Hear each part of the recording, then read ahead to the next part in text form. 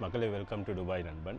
இன்றைக்கி என்ன விஷயம் பேச வந்தேன்னாக்க மக்களே, எங்கட மக்கள் தமிழ் பேசும் மக்களோட 75% மேலே இந்த அரசாங்கத்துக்கு தான் ஓட் பண்ணாங்க. என்பிபி இந்த ஜேபி அரசாங்கத்துக்கு தான் ஓட் பண்ணாங்க. அது இல்லைன்னு சொல்ல இயலாது.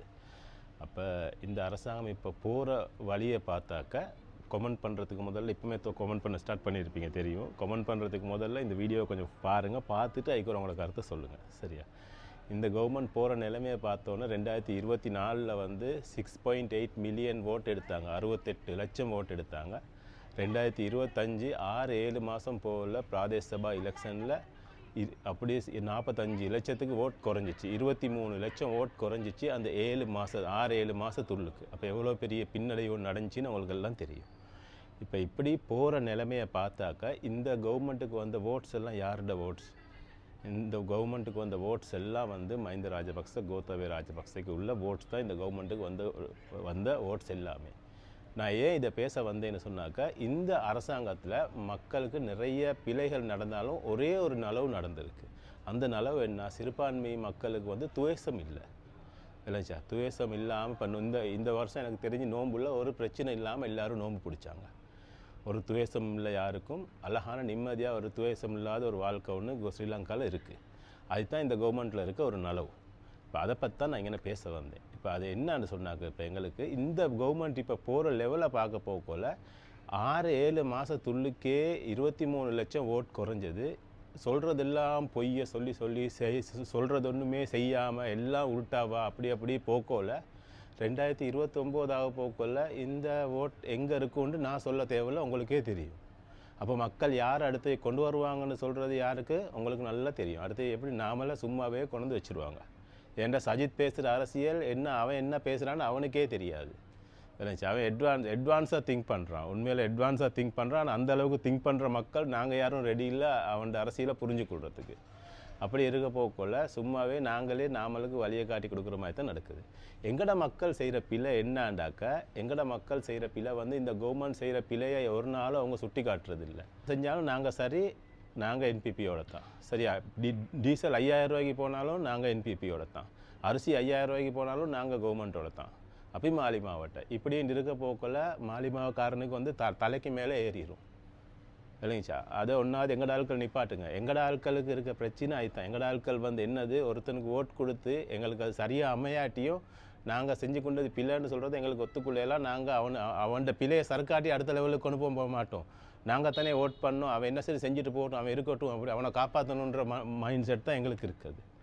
அந்த மைண்ட் செட்லேயே தான் நாங்கள் எல்லாம் போகிறோம். அது ஒன்று தான் எங்களுக்கு நடந்துக்கிட்டு வருது.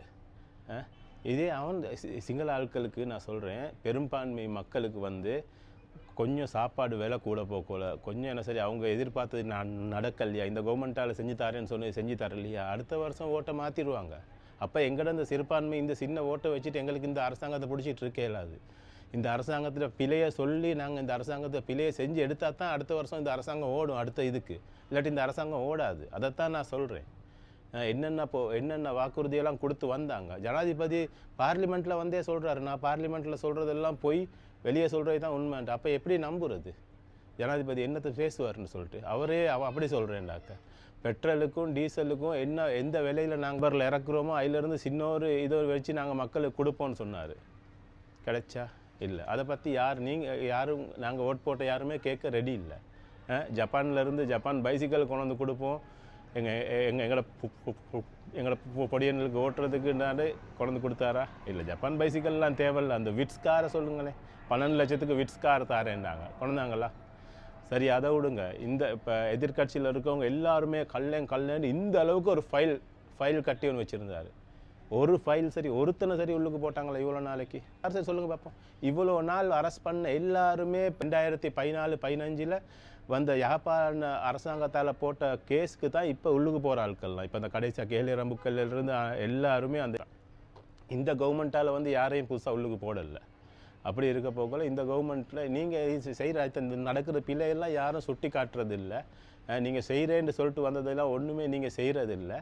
அப்படின்னு நீங்கள் சொல்லாட்டி இந்த அரசாங்கம் என்ன நினைக்கிறது, நாங்கள் மக்களோடு இருக்கோம் இல்லைங்கஷா, எங்களுக்கு மக்கள் சப்போர்ட் இருக்குது, பார்த்தீங்களா, சிறுபான்மையினர் எல்லாம் எங்களோட தான் இருக்காங்க, நாங்கள் என்னத்தை செஞ்சாலும் வசிகளை என்னத்தை நாங்கள் கூட்டினாலும் என்னத்தை பொய்க்கு மேலே பொய்யை சொல்லி சொல்லி இருந்தாலும் மக்கள் எங்களை நம்புவாங்க அப்படின்ட்டு இவங்க அந்த மைண்ட் செட்டில் அப்படியே போயிட்டுக்கிட்டே இருப்பாங்க. அப்படி போயிட்டுக்கிட்டு இருக்க போக்கில் என்ன நடக்கும்? அழகாக 2029 போக்கில் ஓட் வீதம் அவங்களுக்கு கண்ணுக்கு தெரியாமல் விலை கீழே போயிடும். பார்வைக்கு இருக்கும், ஓட் இருக்க மாதிரி இருக்கும். எலெக்ஷன் ஓட் போட போக்கில் பெல்ட்டி அடித்து அடுத்த பக்கம் போயிடும். ஐக்கிய பிறகு வந்து குத்துதே வலிக்குதேன்னு சொல்லிக்கிட்டு இருந்து வேலை இல்லை. உங்களோட கையில் இருக்குது. இப்போ நான் பார்க்குறேன், எங்களோட ஊரில் மாலிமாவைக்கு ஓட் பண்ண யாருமே இன்னும் பேச ரெடி இல்லை. என்ன சரி நாங்கள் ஒரு பிழையை சுட்டி காட்டினாலும் அப்பி மாலி மாவட்டம் தான் கவர்மெண்ட் அடிப்பாங்க. எங்களோட அந்த பிழையை கவர்மெண்ட்டுக்கு சுட்டி காட்டி அவங்க செஞ்ச இதை சரின்னு சொல்லிட்டு போவோம், அவங்கள இதாக்குவாங்கன்னு சொல்கிறதுக்கு ஒரு இதுவுமே இல்லை. அவங்க வந்தோன்னு அவங்களோட வாக்குறுதினா ஊழல் ஃபுல்லாக அளிக்கப்படும்னு சொல்லிட்டு ஊழல் ஆகிறாங்களா? வந்ததோடையே 323 கண்டெய்னர் பெட்டியை வெளியே விட்டாங்க. அதை பற்றி தேடினாங்களா? ஒன்றும் தேடலை. அதை பற்றி நீங்கள் ஓட் போட்ட யார் சரி கேட்டிங்களா? அதை பற்றி அது என்ன நடந்துச்சுன்னு யார் சரி ஒருத்தர் சரி குரல் கொடுத்தீங்களா? இல்லை. நீங்களும் என்ன செய்கிறது வந்து அதை கழுவி அதை எப்படி சரி அதை சேஃபாக்கி விட்றது. அதுக்கு ஒரு இப்போ கல்லாங்குருவில் அப்படி ஒரு ஊழல் நடக்குதுன்னு சொல்கிறாங்க. அதை பற்றி பேச யாரும் ரெடி இல்லை. எங்கள் கவர்மெண்ட்டுக்கு ஓட் போட்ட யாருமே அதை பற்றி பேசுகிறதுக்கு ரெடி இல்லை. அதையும் அப்படி என்ன செய்கிறது, நல்ல வாஷிங் மிஷினில் கழுவி க்ளீனாக்கி அப்படியே போடுறது. அதுக்கு ஒரு என்னதை எங்களோட பாடசாலையில் புது கல்வி திட்டம் ஒன்று கொண்டு வரணும், கல்வி திட்டத்தை மாற்றணும், சமூகத்துக்கு அடுத்த லெவலில் கொண்டு போகணும்னு சொல்லிட்டு கொண்டு வந்தாங்க. வந்தோடனே 6ஆம் ஆண்டுக்கு என்ன கல்வி போட்டாங்கன்னு உங்களுக்கே தெரியும். அதில் என்ன வெப்சைட் வந்துச்சுன்னு சொல்கிறேன், நான் சொல்ல தேவையில்லை. அதை பற்றி கேட்கவும் தவறுதலாக வந்துச்சான். அப்படி சட்டத்தின் முன் அனைவரும் சமம்ண்டாங்க.